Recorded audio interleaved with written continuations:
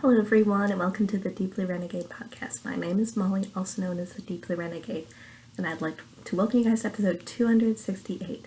Today is Saturday, March 16th, 2019, and I'm glad you could join me today.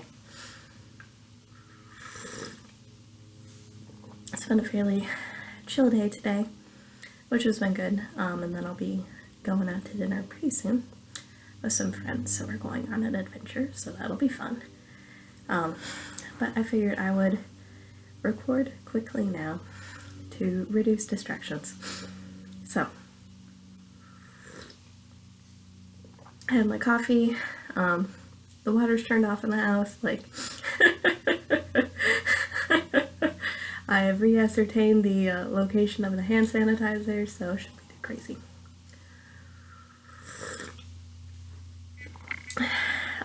It's very challenging to clean my AeroPress with the water I recently boiled, so such is life. So I've made progress on many fronts, not all of the fronts that I have open right now, but such is life. But the big thing is my giant stack of hats. So I sat down and I quantified everything that was going on with my giant stack of hats. I can't remember if I was working on this one last week and I finished it, but I also finished this one too. What are we at? I'm betting actually this one might have been the work in progress. So, tens field L, tens field M. So, I'm really happy with how this guy ended up turning out. I think it looks really nice. So, this has several different yarns in it. I have some SMC Sport Wool Select, Filatura de Corsa, Sport Wool, which is really a DK. Rowan, Cascade Merino 220 Superwash, a little bit of Green Mountain Spinnery Alpaca Elegance, and then this mysterious blue wool I got from Bia, I don't know, in Australia. So, that pretty much concludes the Tensfield Hat Palooza. So what I ended up doing today was I weighed everything, I estimated yardage. I bet I could have honed in on a better yardage estimation, but I think I was pretty close. I was close enough. Weighed everything, took FO pictures of it on my head for all of them. I only had maybe one or two of them that I'd actually taken a picture of it with my head. So, sorry about the Instagram spam. But yeah, no. So here are my 13 hats. It turned out to be 2.5 pounds of yarn, which is crazy pants. Let's see if I can't quick look up.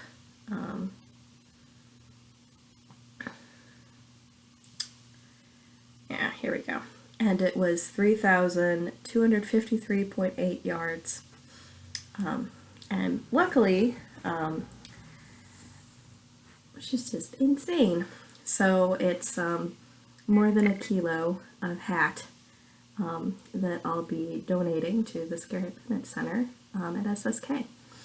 So this counts for the accountability challenge that's happening in the Fun Onions group. And what we're doing is we're just writing down what we get and writing down what we use up. Based on this, I have used up 1.66 to the one that I have bought. So I had put a special challenge of using twice as much as I've bought this year. I don't even know if I talked to you guys about this on the podcast. but obviously in the midst of packing up the house, there's some deal of anxiety. And it just be the case where it's like, hey, I probably shouldn't be buying at this crazy pants rate forever, because what would it be? It sets up the situation where I'm knitting with yarn that I got in 2011 and 2019. So, just saying. But yeah, no, so I have my giant stack of hats and they are complete. And I do have a little bit of leftovers, but I decided to not do a 14th hat because I figured that was just crazy town. It may be challenging to get to the bottom of that one. Oh, there might have been one where I'd incorporated fingering and didn't count it, but you know what? It'll be fine. So, and I might have even been better off than I thought I was when I started, but I think I undid that swiftly. So, well, it was just striking to me. I was linking my podcast for the DFW Fiberfest meetup. So this year there's going to be a podcaster meetup inside the main convention, and the grocery girls are going to be there. So what would it be? So I don't actually watch their podcast, so I don't know a lot about them, but I do know they're popular. So I'm thinking it's going to be a fun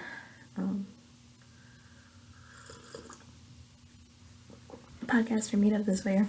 So I threw in the episode of what I did last year for DFW Fiberfest, and I spun all of the samples I got in class, in my Jillian Moreno class, not my drum carder class, and I used my supported spindling bowl. Everything else is in the stash. So, and that wasn't the only stuff that I bought last year. So, I think it does say, what would it be? I don't stash as much as some people do, but I'm definitely stashing faster. Faster than I can use it up. So that's why I think I'm going for this. I find the ratio concept to be fascinating. I stole it, that idea from someone else in the Fun and Knit group. So this is how much I have left of my Rowan, which is probably rounding error, and this is how much I have of my Filatura de Crosa, which is an Italian wool. It's my stuff. It was very enjoyable to work with it. So this will get thrown, maybe this won't get thrown into the scraps, this might get thrown in the skein tie zone. This will get thrown in the skein tie zone. But this is enough for maybe something at some point, who knows. So that's how much I had left. So I didn't really have enough of this to really do much of anything with it.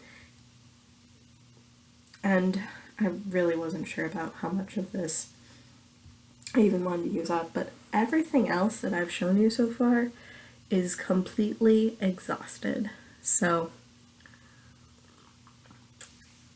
I'm super duper proud that I just worked up 2.5 pounds of yarn in the first quarter. Like, that's bonkers. So I thought that was pretty cool. And my shawl will not count towards very much weight at all, because it is quite airy and light, but I thought that was pretty good. So I have pulled out my fingering leftovers. I'm getting much closer to starting the Brontosaurus. Fun. I was thinking I might even do it today, but maybe I'll try finishing something first, or get to the point where I can't go any further. Options. So let me show you where that stands. So I don't know where, it must have been the case where I finished as far as I had separated for the sleeves. This is how much of my half of the remainder I knit up on my breathing space sweater. And I began knitting the other sleeve. So if we line these things up, I'm about halfway. Sorry, you can't see that. I'm about halfway through the what I have remaining. So this means that I'm going to be reaching a point in this project where I will need to finish spinning yarn in order to continue, which is fine. I did manage to get an hour of spinning in today. Logistically, I didn't feel like bringing my wheel up to show you guys. It is this green color here, which is mistletoe. It's a Nest Superwash Merino silk. And then I'm knitting Breathing Space by Vera Valimaki. So, not too crazy.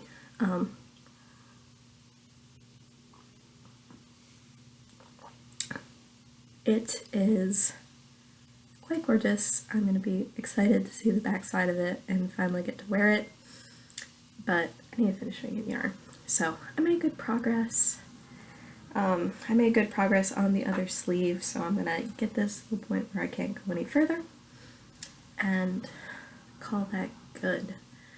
And then hurry up and finish spinning the yarn, because I would like my cables back.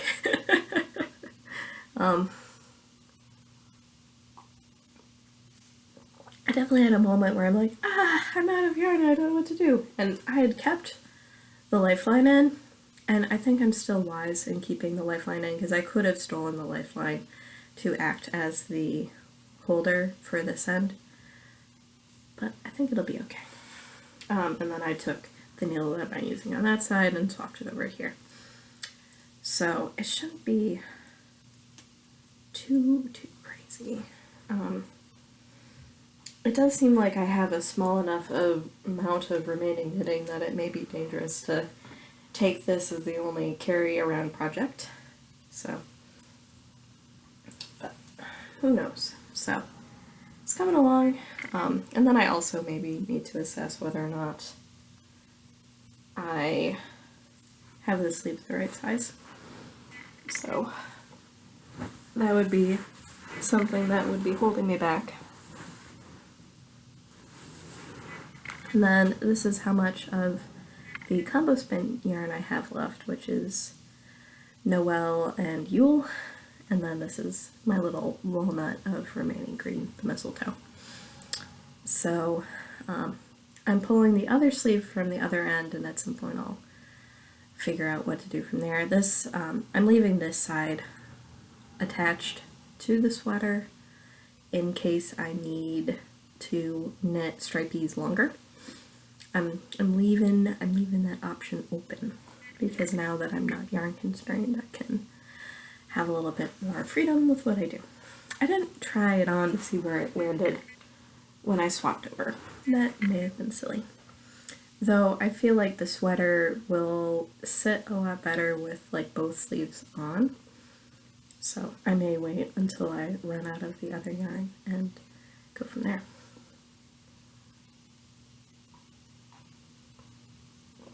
The other project that got some work was my Luna Moth shawl. So,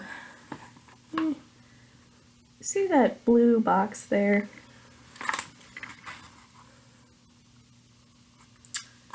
That repeat isn't really a repeat.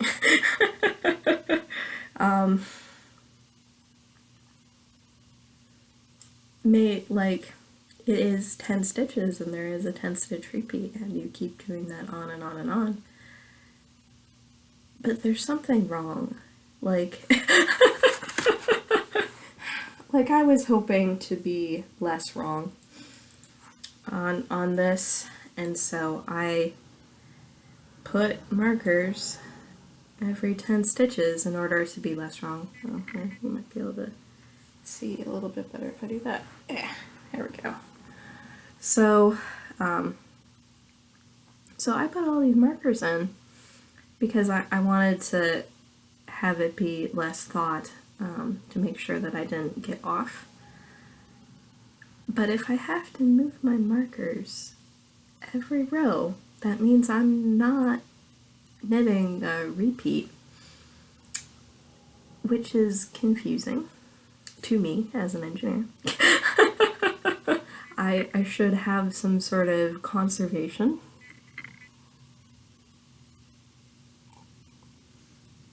Of chart repeats in the pattern.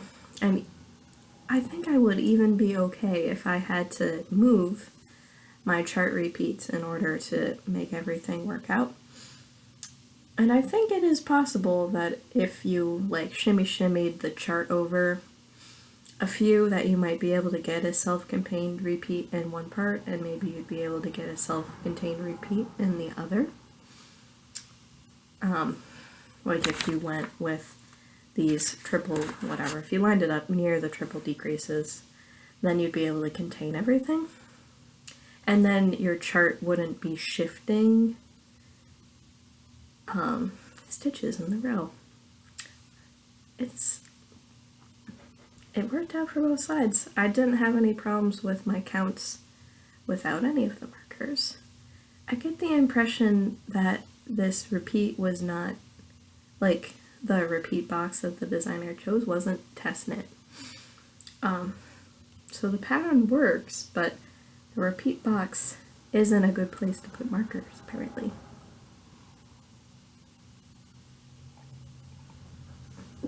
So I haven't decided what I'm going to do about that yet. I just finished the first half of another repeat of the chart. But yeah. And it is turning out to be gorgeous, so we shall maximize contrast by holding it in front of my shirt. We could maximize contrast by holding it in front of the wall. So it's pretty. It has this nice sort of zigzag look to it. You can see the outward facing eyelet rows. What you can't really see are the inward pointing eyelet rows. And those line up weird, and that's why I wanted to find a way to have a better way of tracking the repeat in the second half of the chart. But I'm going to have to think a little bit more about what that looks like.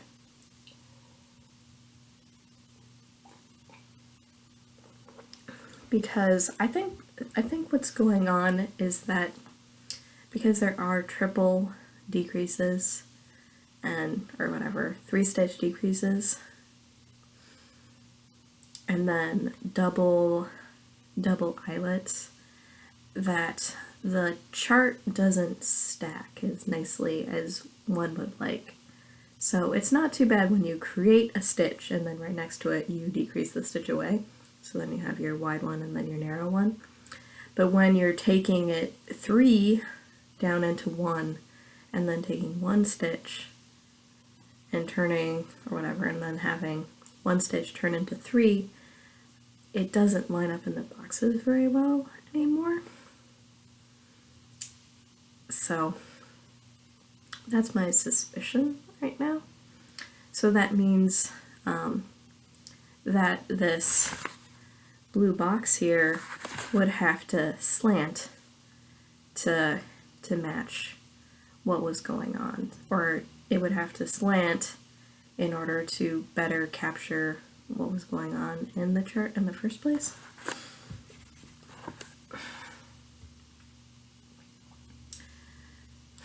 I think. So, it may have been just like a simple diagonal sort of one, because the first half of the chart has very strong lines, and the second half of the chart also has very strong lines as well, so this would be the case where you're building your big decreases on top of each other time and time again, and then for the first half you're building all your increases on top of each other, and you have these strong lines and it's easy to read. But the other one was less clear, but now I just have no trust. So I'm not entirely sure what I'm going to do in order to make this more clear. I'm happy with how it looks. Like, I can go with the fact that I just have my markers where they are and leave them where they lay and know that at least I have the count every 10 stitches, but I hope that makes my complaint make more sense. I sort of mentioned it in the Knit the Precious Cal thread as well.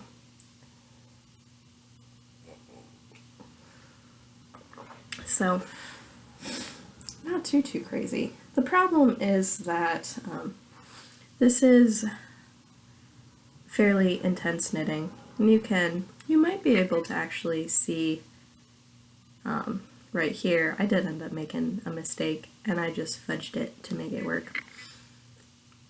And that is why this like spot in here, that is why I did want to put markers in. But now that I've done that, now that I've done that first half of the chart again, everything looks fine, no big deal. So I'm leaving the fudge. And then I'm very curious. I think this is actually going to be a very nice trial for my ridiculous floofy boxy, because I think this is a good way of figuring out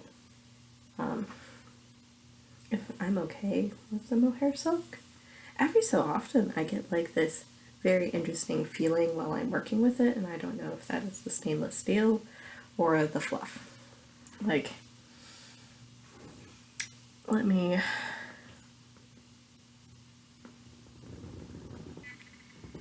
You can see the fluff. It's pretty intense. It has quite the halo. But I do think that pairing it with the stainless steel yarn was a good idea, because the stainless steel yarn keeps this very, very open.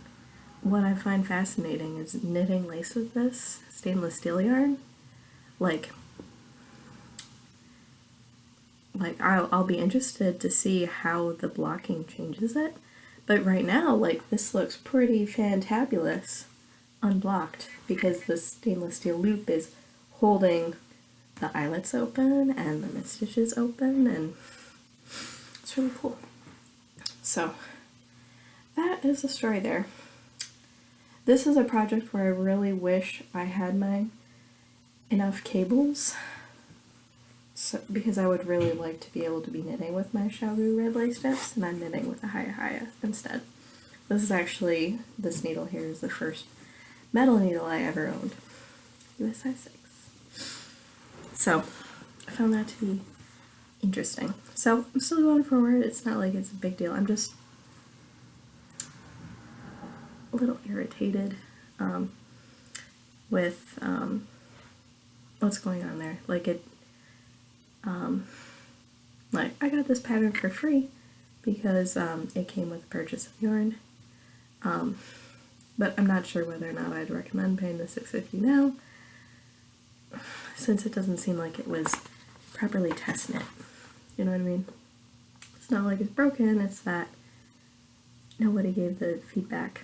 So I might end up sending the designer feedback, because, like, I would like to think that you would have like a chart repeat that made sense, and maybe it got changed later on. I'm not sure. So the last thing, well, I guess it would have made sense to have brought my spinning wheel up. So I did get my woolery order in, and I did bring along some BFL for company, but I did replace my tension knob for my Scotch tension, because 2 of the 4 fingers had broken off. What would it be? Like, it was a pretty big bump. It caused far more damage to my car. The tension knob was an unfortunate collateral damage. So I figured since I was going to be paying shipping anyways, I may as well throw some other things in. So I ended up getting BFL Natural Striped Top. So this has like browns and creams, and it's a lovely humbug sort of thing. So I'm looking forward to getting a chance to dye this at some point. Maybe do some crockpot dyeing, actually. Because I think that would be a lot of fun. Like, I'm not a natural girl. I like unnatural colors. So this is why my ratio may be off, because I got 16 ounces of fiber to spin. But I do truly very much so love BFL, so I don't think it'll be that much of a pain. And I figure a pound is enough for a lightweight sweater for me. So that's why I was sort of going with that. Now that makes me wonder,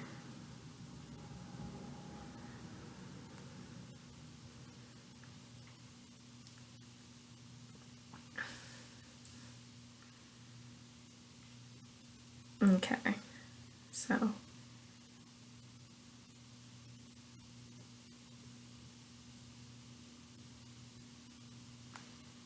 I am doing my light calculation, and I'm not saying numbers on screen, so that won't screw you up. Oh man, that's crushing. So if I had not bought my BFL to keep my tension knob company, it would have been 3.72 or 3.73 to 1 instead of 1.66 to 1. So that turned out to be a rather big dent. In my ratio of inputs to outputs.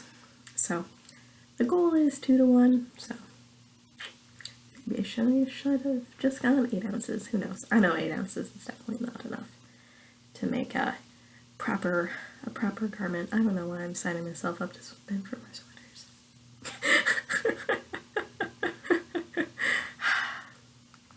But now that I know this, I can act on the information. So by keeping track of it has been interesting, just because, like, then you know. Then it's not a mystery what ends up happening. So that's sort of, I think, what I'm going for there. So we can go back to the future. So I have all of my soft yarn scraps, and I've decided that I want to knit Basil the Boogie Woogie Brontosaurus for my nephews. So I have all sorts of fun stuff to use and all sorts of cool things to incorporate. I probably will put at least a little bit of priority on using up scraps for socks that I no longer own because they were beyond saving. And then setting aside yarn for repairs, because I do repairs on socks that break. But I have my thing of big scraps, and I have my thing of much smaller scraps, and I haven't been doing a super good job about getting through all of it, so I figured that was a good way to use them up. So I'm probably going to be holding 4 sock yarns simultaneously, and then pulling off 2 yards once I get close to the end. So it should make for a super bright and cheerful finished object. So I'm definitely looking forward to that. And I think it just makes me feel good to know that there's some movement in that part of my stash. Yep. I definitely have more than 400 grams of this. And more than 400 grams of this, so it's pretty possible that I might have like another kilo of stuff that I could make into some cool things. And the fiberfill. Though I think fiberfill is sort of like triple C, like you're at some point you're gonna have an awkward amount and you're gonna buy more fiberfill. So, not too crazy. But that's right now that's feeling like that's going to be the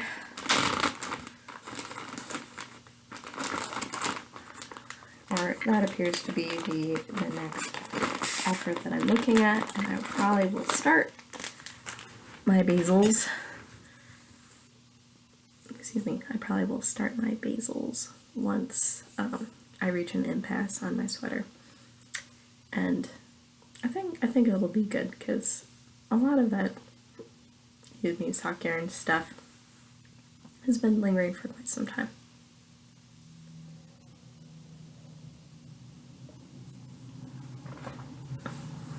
And for some reason I'm not quite in a sock mood, but I'm in a scrap using mood, and there's lots and lots of sock scraps.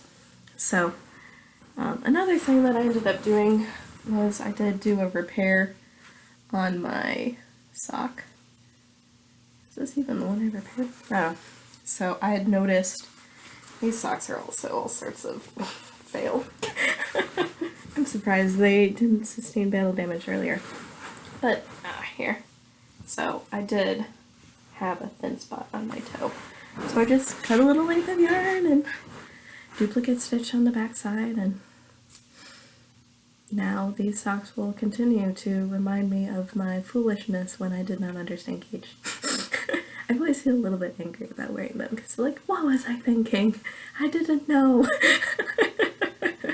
So I think we all occasionally need reminders of our past ignorance. So shouldn't be too crazy. But not sure where my next use all of the thing vector will go. I suppose my spin the bin is on that list right now. And I don't know. Oh, another funny thing that happened this week was I was going through boxes and I pulled something out to donate, and then I realized I had like a whole treasure trove of knit items that ended up in a box. So I think this was a classic case of something covered it and then I no longer knew that it existed. Like anything where I've put it away, I know where it is. But I had totally forgotten about this stuff, so it gave me a chance to sort of go through some of my older hand knits and be like, okay, don't need this, can donate a lot of it, because what would it be? But I was also excited because there were some things in that box where I'm like, I have no clue where that went. It's in that box. So I'm probably going to end up taking, now that the weather's nice here again, I'm probably going to end up taking a lot of my hand knits and putting them all back in that box. And hoping I don't lose track of them again. But that's just the case for it. Seems to make a lot of sense to me. So, shouldn't be too crazy. But it was nice to go through that, so I'm probably going to be bringing quite a lot of stuff for donation to SSK. And I will need to figure out the appropriate way of